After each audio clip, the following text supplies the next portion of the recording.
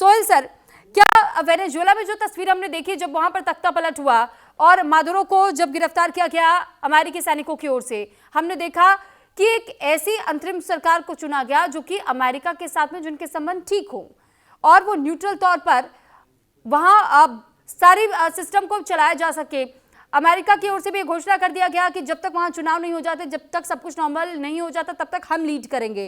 अब क्या यही तस्वीर ईरान में देखी जा सकती है, या फिर अगर हम अलीरेजा अरफी के नाम का जिक्र करते हैं तो क्या उन्हें एक हार्ड लाइनर ये कहा जा सकता है कि वो भी उसी मानसिकता के तहत में चलेंगे जिस तरीके से खामेनेई चलते थे, या फिर यहां थोड़ा सा बदलाव देखने को मिलेगा?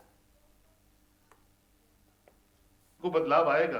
देखिए ये सब सेट था और खामनेई साहब की बॉडी लैंग्वेज और उनकी जो तकरीरें हम सुनते थे, भाषण सुनते थे या जो इंटरेक्शन सुनते थे, वो हमेशा तैयार रहते थे कि मुझे किसी दिन भी हलाक कर देगा अमेरिका। ये माइंडसेट उन्होंने अपने यूथ में, अपने पूरी पॉपुलेशन जितनी भी आबादी है जो उनके फॉलोअर्स थे उनमें बनाया हुआ था। इसमें कोई दो राय नहीं है। मरना मराना तो जंगों में लगा रहता है। जंग होती इसीलिए है कि एक दूसरे को एक रहेगा एक नहीं रहेगा। शहादत जो है वो अलग वर्ड है। मैं एक शिया होने के नाते आपको ये बता दूं कि जो नेशनल स्पिरिट है, जो रिलीजियस स्पिरिट है, ना इजराइल के लोगों में इजराइल के नहीं है, ना अमेरिका के लोगों के लिए अमेरिका के लिए है, लेकिन ईरान के लोगों के लिए रिलीजियस स्पिरिट जो है, मैं समझता हूं खामनेई को शहीद करने से ईरान जो है 20 साल का जवान हो गया है, 87 ईयर ओल्ड खामनेई के जाने के बाद। तो इस चीजों को मैं समझता हूं जो उस तरह से यानी आप मानते हैं कि वाकई में घायल शेर को छेड़ दिया गया है?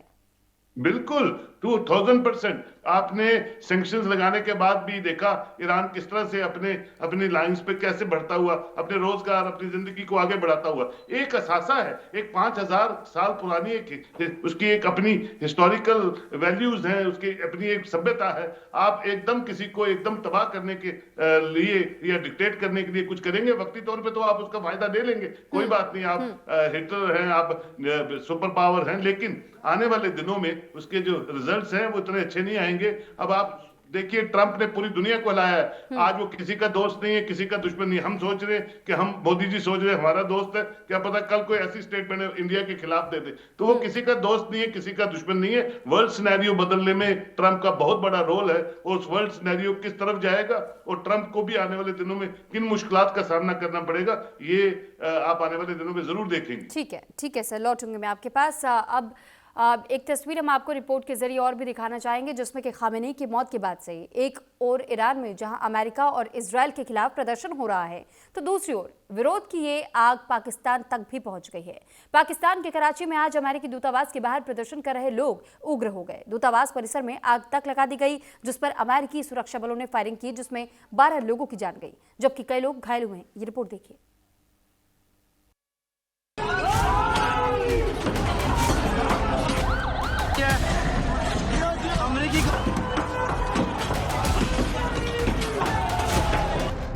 पाकिस्तान का कराची सुलगने लगा है।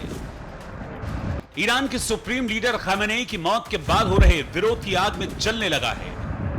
आगजनी, हिंसक प्रदर्शन और बवाल की तस्वीरें कराची में अमेरिकी दूतावास परिसर की हैं, जहां प्रदर्शनकारी ईरान में अयातुल्लाह खामेनेई और उनके परिवार को निशाना बनाए जाने के खिलाफ अपना गुस्सा जाहिर कर रहे थे। इसी दौरान हालात तब बेकाबू हो गए जब प्रदर्शनकारियों ने दूतावास परिसर में घुसने की कोशिश की और सुरक्षा बलों पर पथराव शुरू कर दिया। साथ ही उग्र प्रदर्शनकारियों की भीड़ ने पहले दूतावास में जमकर तोड़फोड़ की और फिर आग लगा दी। तस्वीरों में आप देख सकते हैं कि कॉन्सुलेट के मुख्य गेट पर हथौड़ों और लोहे की रॉड से हमला किया गया, जिससे गेट टूट गया और भीड़ परिसर के अंदर घुसने लगी। प्रदर्शन के दौरान आग के गोले फेंके गए, जिससे कॉन्सुलेट की इमारत के कई हिस्सों में आग लग गई। हालात पर काबू पाने के लिए पुलिस और वहां तैनात अमेरिकी सुरक्षा बलों ने पहले भारी आंसू गैस के गोले छोड़े और फिर सीधी फायरिंग शुरू कर दी। इस हिंसा में अब तक 12 लोगों की जान जा चुकी है, जबकि 30 से ज्यादा लोग गंभीर रूप से घायल हुए हैं। घायलों को इलाज के लिए नजदीकी अस्पतालों में भर्ती कराया गया है, जिनमें से कुछ की हालत नाजुक बनी हुई है। पूरे इलाके को छावनी में तब्दील कर दिया गया है और भारी सुरक्षा बल तैनात हैं, लेकिन आक्रोश थम नहीं रहा है। खामेनेई की मौत के बाद पाकिस्तान में शिया और हजारा समुदाय के लोग बड़ी संख्या में सड़कों पर उतरे हैं। कराची के अलावा रावलपिंडी, लाहौर और पेशावर में भी प्रदर्शन कर रहे हैं। अमेरिका के खिलाफ एक्शन की मांग कर रहे हैं। सवाल है कि खामेनेई की मौत के बाद उठी विरोध की आग में क्या पूरा पाकिस्तान जलेगा? Bureau report, news India. और इस बीच एक बड़ी खबर आपको बता दें कि सऊदी अरब ने ईरान के राजदूत को तलब कर दिया है। ईरान के राजदूत को तलब कर विरोध जताया गया है। ईरान ने सऊदी में अमेरिकी ठिकानों पर हमला किया है। तो ईरान के राजदूत को तलब किया गया है। ईरान ने सऊदी में अमेरिकी ठिकानों पर हमला किया था। इसको लेकर के अब ईरान के राजदूत के तहत ये विरोध जताया गया है। एक बार फिर से हम मेहमानों का रुख हम कर लेते हैं। श्रुति दास गुप्ता जी हमारे साथ फॉरेन अफेयर एक्सपर्ट जुड़ी हुई हैं। श्रुति जी, अब सवाल यही बनता है कि जब अमेरिका और इजराइल मिलकर के हमलावर हो रहा है ईरान पर, ईरान को हम कह रहे हैं कि वो घायल शेर है, उसे छेड़ा जा चुका है और ईरान इतनी जल्दी हार नहीं मानेगा। हमने ईरानी मीडिया को भी सुना, उनकी ओर से भी बार बार ये कहा जा रहा है कि अंत नहीं है, ये तो शुरुआत कर दी गई है युद्ध की। क्या वाकई एक तीसरा मुहाना खुल चुका है विश्व युद्ध को लेकर? जी बिल्कुल, ये रीजनल वॉर ही तो चल रही है। आप देख रहे हैं कि सिर्फ एक देश के साथ दूसरा देश नहीं लड़ रहा है। ईरान ने कम से कम 8 देशों के ऊपर अटैक किया है अपने अपने कारणों की वजह से। उसने स्ट्रेट ऑफ हॉर्मुज के अंदर अटैक शुरू कर दिए शिप्स के ऊपर। वो तो अलग बात है कि जो पहली शिप जो उन्होंने अटैक करी वो उनकी खुद ही शैडो फ्लीट की ऑयल टैंकर थी, जो चाइना की तरफ ले जा रही थी, जो यूएस के सैंक्शन में थी। बट पॉइंट ये है कि उन्होंने अपना काइनेटिक और नॉन काइनेटिक दोनों चालू रखा है। नॉन काइनेटिक मतलब किसी को वहां से पार नहीं करने देना स्ट्रेट ऑफ हॉर्मुज से, वर्ल्ड इकोनॉमी को स्ट्रैंगल कर देना। और किसी तरह से अमेरिका पे, जब वर्ल्ड इकोनॉमी को आप स्ट्रैंगल करोगे तो अमेरिका पे भी असर पड़ता है। बाकी देश जो शायद एक्टिव कॉन्फ्लिक्ट में ना लगे हुए हों वो आपको इकोनॉमिक कॉन्फ्लिक्ट में नजर आएंगे, और उसके चलते फिर आपको ये दिखेगा कि लोग दबाव डाल रहे हैं कि इसको आप बंद करिए, खत्म करिए और यहाँ पे मैटर सुलझा लीजिए आप। तो ये वर्ल्ड वॉर जो चल रहा है, वर्ल्ड एट वॉर, जो काजमी सर कह रहे थे, तो उसके अंदर ये थर्ड फ्रंट खुल चुका है ऑलरेडी। आपका गाजा वाला खत्म नहीं हुआ है, हमास के साथ गाजा का अभी भी चल रहा है। रशिया यूक्रेन अभी भी नहीं वो निपटा पाए हैं। उसके अंदर अभी 3 दिन पहले तो यूक्रेन मीडिया की बात मानी जाए तो फॉस्फोरस अटैक किया गया था, जिसके अंदर लोगों की मतलब स्किन के थ्रू जल जाती है, हाल खराब हो जाते हैं।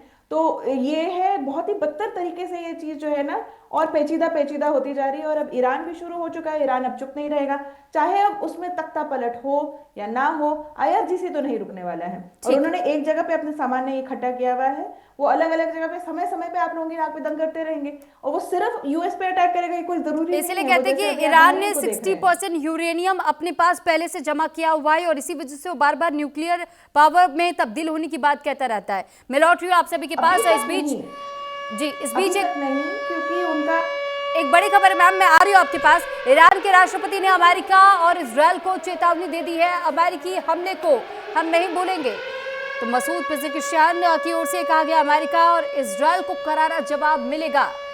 तो फिलहाल खमेनी के शहादत राष्ट्र की याद में बनी रहेगी, पेज़ेश्कियान की ओर से कहा गया है। ईरान के राष्ट्रपति ने अमेरिकी इजराइल को चेतावनी दी है।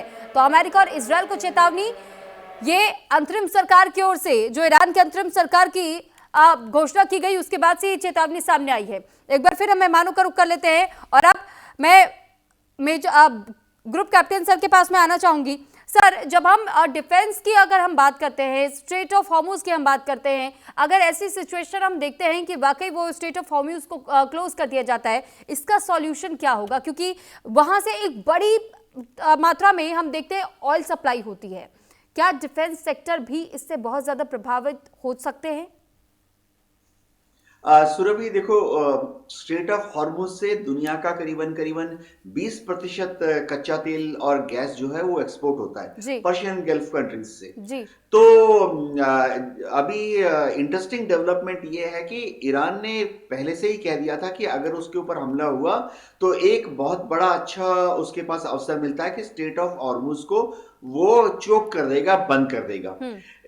लेकिन इसमें एक सिलेक्टिव अप्रोच है, डेफिनेटली हम उम्मीद करते थे कि अगर जो शिप जा रहा है, जो कच्चा तेल लेके स्ट्रेट ऑफ हॉर्मुज से बाहर जा रहा है, अगर वो रूस की तरफ जा रहा है, भारत की तरफ जा रहा है, नॉर्थ कोरिया का कच्चा तेल लेके जा रहा है या चीन के लिए कच्चा तेल ले जा रहा है, तो ईरान जो है उसको ले जाने देगा। और अगर वो कच्चा तेल लेकर अमेरिका या अमेरिका के सहयोगी जो देश हैं उनकी तरफ लेके जा रहा है कच्चा तेल, तो फिर ईरान उनको इंटरडिक्ट करेगा। अब ईरान जो है जमीन से जमीन पे फायर करने वाले जो रॉकेट्स हैं उनका इस्तेमाल कर रहा है, सरफेस टू सरफेस पे फायर करने वाले रॉकेट्स का इस्तेमाल कर रहा है। तो भारत पर क्या फर्क पड़ेगा? ऑलरेडी जैसे खबरें आ रही हैं, इन हमलों के बाद जो क्रूड ऑयल ब्रेंट बास्केट है वो $72 प्रति बैरल से बढ़कर $81 प्रति बैरल की तरफ कूच कर चुका है। अगर ये युद्ध और 3-4 दिन चला तो काफी छलांग लगाकर ये ब्रेंट क्रूड बास्केट जो बोलते हैं ये करीबन $100 पर बैरल की तरफ चला जाएगा। इससे दुनिया के सारे देशों पर और भारत पर भी इफेक्ट पड़ेगा। जो हमारे यहाँ रिफाइनरीज हैं वो इतने $100 पर अगर क्रूड खरीदेंगी तो डेफिनेटली जब तक वो पेट्रोल और डीजल बनकर पेट्रोल पंप पर आएगा पर लीटर कीमत 10 से 15 रुपया बढ़ जाएगी। जी ठीक है सर। और लेकिन जिस तरीके की तस्वीर अब तक हम आपको दिखाते आए हैं, इस बीच एक और बड़ी खबर सामने आ रही है। पहले वो हम खबर आपको बताते हैं, उसके बाद से मैं अगले मेहमान का रुख करूंगी। कुवैत के रक्षा मंत्रालय का ये दावा है कि ईरान ने 97 मिसाइलें और 283 ड्रोन दाग दिए हैं। तो देखिए बड़े पैमाने पर अब जो विश्व युद्ध हो रहे हैं, अब जिस तरीके से अगर दो देश उलझ रहे हैं आपस में, तो सबसे ज्यादा जो वॉरफेयर में हमने बदलाव देखा है वो है ड्रोन और मिसाइलों को लेकर के। एक बार फिर से मैं अपने मेहमान का रुख करना चाहूंगी। सोहेल काज़मी सर, जब हम देखते हैं कि ये कॉन्फ्लिक्ट ईरान और इजराइल की शुरुआत हुई, लेकिन क्या ये कहना गलत नहीं होगा, ये क्या कहना बिल्कुल सही होगा कि यूएस एक स्ट्रैटेजिक पार्टनर के रूप में यहां पर खेल रहा है?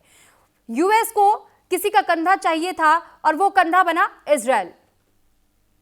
देखिए इसमें कोई दो राय नहीं है। बिल्कुल श्रुति मैम ने जैसे कहा कि देखिए अमेरिका जो, देखिए अफगानिस्तान जो था पाकिस्तान का दोस्त था। जितने भी ट्रेनिंग कैंप्स थे पाकिस्तान के, जितने मिलिटेंट ट्रेन होते वो अफगानिस्तान में होते थे। आज अफगानिस्तान पाकिस्तान का दुश्मन है। उसका रीजन क्या है? क्योंकि अमेरिका को उसने ना कह दी, सरजमी नहीं इस्तेमाल करने दी, तो वो हिंदुस्तान का दोस्त बन गया। देखिए हर दिन एक कितना समीकरण बदल रहा है। ये अनसर्टेनिटी जो देख रहे हैं आप, रोज बदलती हुई। हम बांग्लादेश का हाल देख लीजिए। कल हमारे प्रधानमंत्री इजराइल थे, जब अटल जी प्राइम मिनिस्टर थे तो पैलेस्टीन के साथ हमारी बहुत दोस्ती थी। तो ये समीकरण बदल रहे हैं, दुनिया बदल रही है, लेकिन इसमें ज्यादा जो मेहरबानी है, जो उल्टा बदलने की मेहरबानी है, वो ट्रंप की है। वो डायरेक्टर ऐसा डायरेक्टर है, वो सिर्फ अपना वजूद चाहता है, सिर्फ अपना आप चाहता है, अपनी इकोनॉमी को बूस्ट करना चाहता है और किसी का दोस्त नहीं है। तो ये आप देख लीजिए, सब रिश्तों में जो खटास पैदा हो रही है, छोटा मुल्क हो बड़ा मुल्क हो, लेकिन चलना वो अमेरिका के डायरेक्शन पे चाहिए। वो कभी कुछ कहता है कभी कुछ कहता है। तो ये मुझे लगता है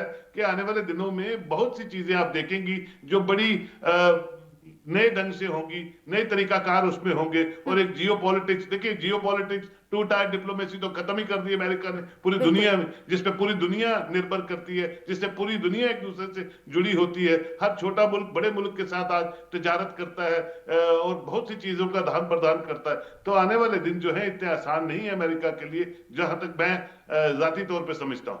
जी बिल्कुल सर, आप सब हमारे साथ जुड़े इसके लिए बहुत धन्यवाद, क्योंकि समय का अभाव है, इस वजह से और सवालों के जवाब हम नहीं ले पाएंगे। बेधड़क में हमारे साथ आज के मेहमान रहे retired major general Sudhakar ji, senior defence expert, retired group captain UK Devnath sir, former Indian air force officer, और Shruti Das Gupta ji, foreign affair expert, Sohail Kazmi ji, senior journalist. और इन सभी मेहमानों से हमने जानने की कोशिश की कि अब आगे आने वाले समय में ईरान क्या कुछ रणनीति अपना सकता है, अमेरिका का स्टैंड क्या होगा, या इजराइल क्या अभी भी पीछे हटेगा, इन हमलों को रोकेगा या नहीं, और फिलहाल तस्वीर ग्लोबली तौर पर क्या निकल के आती है। इसी के साथ फिलहाल इस बुलेटिन में इतना ही। नमस्कार।